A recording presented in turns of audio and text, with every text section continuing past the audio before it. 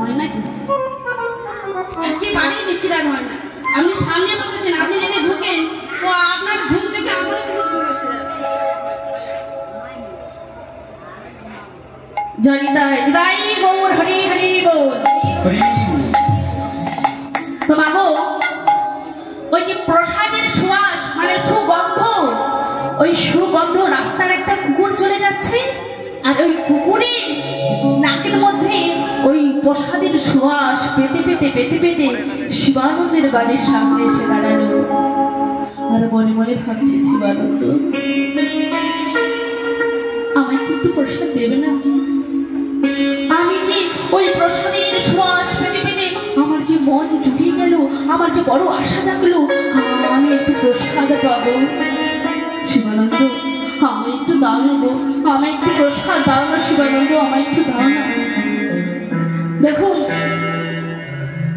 ভক্ত হওয়া যায়, গেরুয়া বসন পড়লে, মাথায় শিখা রাখলে, আর তিলক সেবা করলে, গলায় তুলসীর মালা রাখলে তাকে কিন্তু ভক্ত বলে না। ভক্ত হয়ে যে ভক্তের মনের কথা বুঝতে পারবে সেই তো প্রকৃত ভক্ত। আজ দেখুন শিবানন্দ ওই কুকুরের মনোভাবটা বুঝতে পারলেন, আর কুকুরের মনোভাবটা বুঝতে পেরে কুকুরটাকে কি করলো না একটা কলা পাতায় করে একটু প্রসাদ দিলেন। আর যেই না প্রসাদ দিয়েছে কুকুরটা আনন্দিত মনে প্রসাদ সেবা করলো। এইভাবে দেখতে দেখতে বেশ কিছুদিন শিবানন্দের বাড়িতে কুকুরটা আসে আবার চলে যায়। এই করতে করতে শিবানন্দের বাড়িতে কুকুরটা রয়েই যায়, আর কোথাও গেল। দেখতে দেখতে মাসে দুটো করে কি হয় বলুন তো? কি হয়? জোরে বলুন না বাবা। একাদশী হয়। যেই না একাদশী এসেছে শিবানন্দ ভাবলো আজ তো একাদশী, কুকুর কি আর একাদশী করবে? তো এক কাজ করি, কুকুরটার জন্য নামলে আমি একটু অন্ন রান্না করে রাখি। এই বলে শিবানন্দ কি করেছে, কুকুরের জন্য একটু অন্ন রান্না করেছে। আর এদিকে মহারাজ এসেছে, সকাল থেকে ভাগবত পাঠ হচ্ছে, কারণ আজকে একাদশী, তো একাদশী একটু ভাগবত পাঠ করলে বা শুনলে মঙ্গল হয়, তাই আজ ভাগবত পাঠ হচ্ছে। আর ওই কুকুরটাও কিন্তু এক ধারে এক মনে এক চিত্তে ভাগবত পাঠ শুনছে।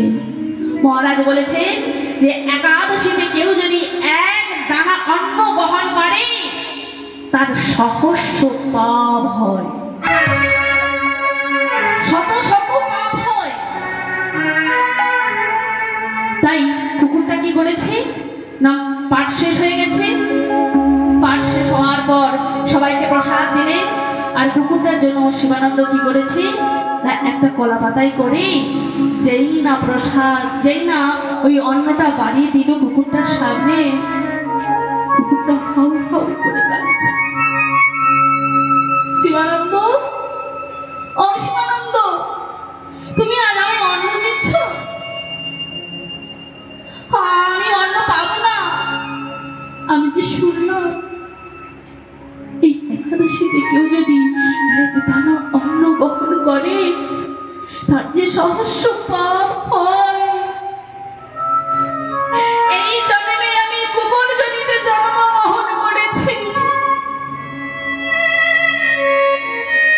আমি তো জন্মে আমি কুকুর হতে চাই না, আমি তো স্বাধীন মানব জন্ম পেতে চাই। ভগবান তো আমায় সবই দিয়েছি, তুমি কেন কেন মানব জন্মটা চাইছে? দেখুন কুকুরটার মনোভাবটা দেখুন। আমরা মানুষ কি করতে পারলাম বলুন তো বাবা, বলুন তো মা, আমরা মানুষ হয়ে কি করলাম? সংসারে আসলাম, বিয়ে করলাম, ছেলে মেয়ে হলো, এদের গোছগাছ করে যেদিন অন্তিম সময় আসবে এদের ছেলে এদের সবাইকে ছেড়ে একদিন চলে যেতে হবে। কিন্তু কেন এলাম, কিসের জন্য এলাম, একবার কিন্তু আমরা ভেবে দেখি না। মহাপ্রভু কিসের জন্য আমাদের পাঠিয়েছে? কৃষ্ণ ভজিবার তবে সংসারে আইল, মিছে মায়ের বদ্ধ হয়ে বৃক্ষ সম হইল। কৃষ্ণ ভজিবাদে তোমার সংসারে আমরা এসেছিলাম মাগো। কৃষ্ণ সাধনা ভজনা তোমার পুজো করে হে প্রভু আমায় চরণ দাও। এই চরণ দিয়ে যেখানে হরিনাম সংকীর্তন হবে, যেখানে ভাগবত হবে, এই চরণ দিয়ে হেঁটে হেঁটে আমরা সেইখানে যাব। হে প্রভু আমাদের হস্ত দাও, আমাদের হাত দাও, এই হাত দিয়ে তোমার রাঙা চরণ পুজো করব। এই হাত দিয়ে আমরা হরিনাম করব তালি দিয়ে। প্রভু বদন দাও, বদন দিয়ে আমরা কৃষ্ণ নাম করব। আমাদের কর্ণ দাও, আমরা কান দিয়ে তোমার নাম করব, কীর্তন শুনব। আমাদের জিহ্বা দাও, এই জিহ্বা দিয়ে উচ্চারণ করব। হে প্রভু দুটো চক্ষু দাও, চক্ষু নিয়ে এই চক্ষু পেয়ে তোমার উপমা ধরি দর্শন করব।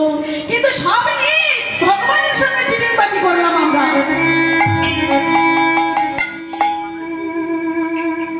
ভগবানের সঙ্গে আমরা চিটিংবাজি করলাম, কিন্তু দেখুন একটা কুকুরের মনোভাবটা শুনুন, যে আমাদের মধ্যে ঘৃণা জাগবে, লজ্জা জাগবে। কুকুরটার মনে মনে ভাবছে ভগবান তো আমায় সব দিল,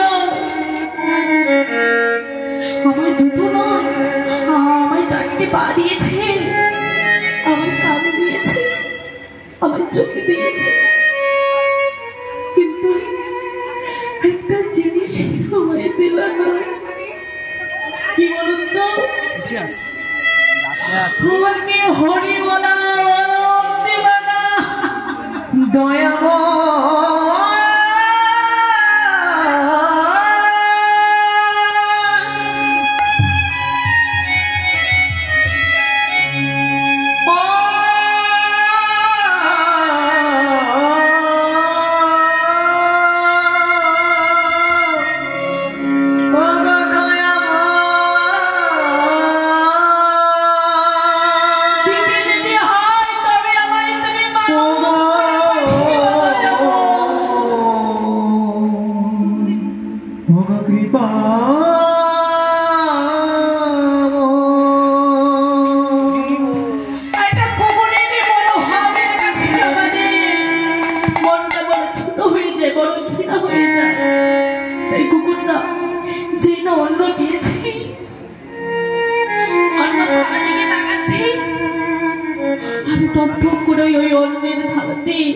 চোখের জল ফেলাচ্ছে। শিবানন্দ ভাবলো কি ব্যাপার, কি ব্যাপার, আমি তো রোজই কুকুরটাকে সেবা দিই, কিন্তু আজকে খাচ্ছে না কেন, কি ব্যাপার? তার মানে আমি যেটা ভাবছি কি তাহলে সেটা কি হতে পারে? না না না না, একবার পরীক্ষা করে দেখি তো সত্যি কিনা। এই বলে কি করলো না, ওই অন্যের থালাটা সরিয়ে একাদশের যে ফলাবার শাক আহার, হরে কৃষ্ণ শাক নয় সবজি মানে ব্যঞ্জন, ব্যঞ্জন দিয়েছে আর একটু ফল দিয়েছে। যেই না ভগবানের প্রসাদ পেল, কুকুরটা আনন্দ মনে সেবা করল বিদায় গমন করিল। আর এই দেখে শিবানন্দ তো বড় ভালো লেগে গেল। আরে আরে কি ব্যাপার, আজকে এই সাধারণ একটা কুকুর, আর এই কুকুর হয়ে তুই একাদশী করলি, বাবা বাবা বাবা বাবা বাহ, খুব ভালো লেগেছে।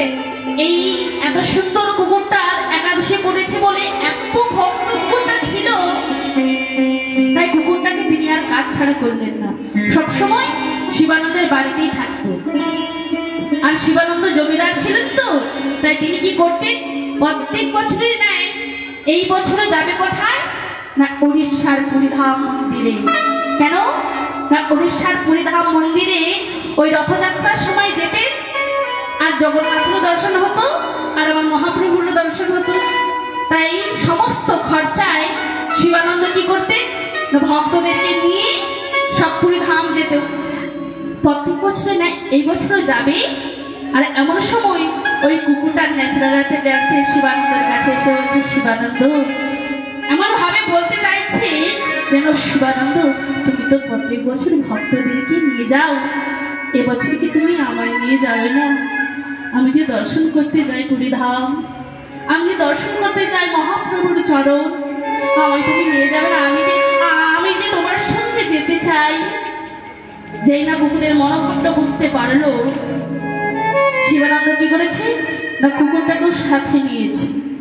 যেই না সাথে নিয়েছে, ব্রাহ্মণ বৈষ্ণব সবাই রেগে গেল। এই যে শিবানন্দ,